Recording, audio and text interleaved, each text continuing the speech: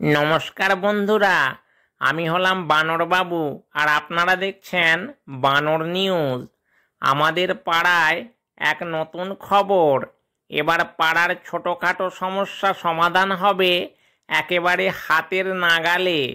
মুখ্যমন্ত্রী মমতা বন্দ্যোপাধ্যায় শুরু করেছেন এক বিশেষ কর্মসূচি, নাম আমাদের পাড়া আমাদের সমাধান।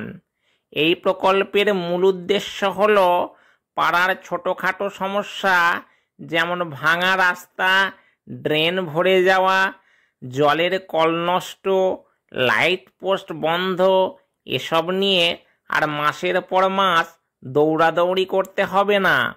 প্রতিটি বুথে 10 লক্ষ টাকা বরাদ্দ করা হয়েছে। সেই টাকা দিয়ে এলাকার মানুষ নিজেরাই অগ্রাধিকার দিয়ে সমস্যা সমাধান করবে। প্রতিটি জেলায় ও রাজ্য স্তরে টাস্ক ফোর্স তৈরি করা হয়েছে।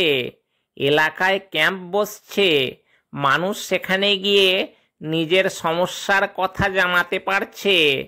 শুনেই অবাক হবেন, ইতিমধ্যে 59 লক্ষেরও বেশি মানুষ এই ক্যাম্পে হাজির হয়েছেন। প্রায় 9400টি ক্যাম্প বসেছে রাজ্য জুড়ে। প্রতিদিন গড়ে 6 লক্ষের বেশি মানুষ সমস্যার কথা জানাচ্ছেন আর সমাধান পাচ্ছেন।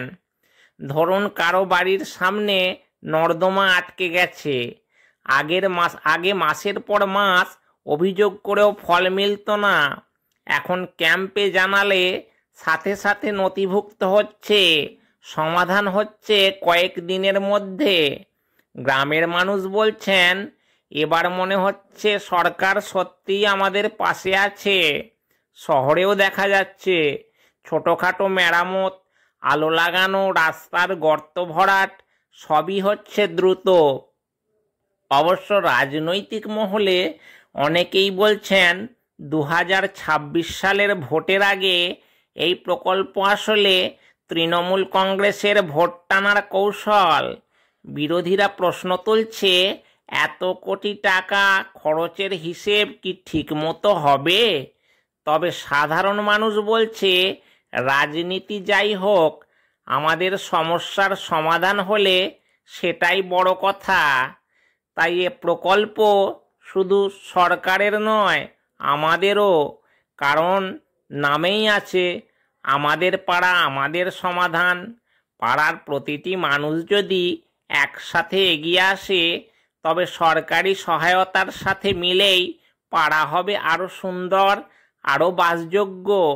বানরবাবুর ভাষায়, দোষারোপ বাদ দাও, একসাথে হাত বাড়াও, তাহলেই সমস্যার সমাধান তোমার দোরগোড়ায়। এর খবর এই পর্যন্তই। দেখা হবে পরের ভিডিওয়। ভিডিওটি ভালো লাগলে একটি লাইক করবেন। এর মতো আমি আসি। Tata, bye bye.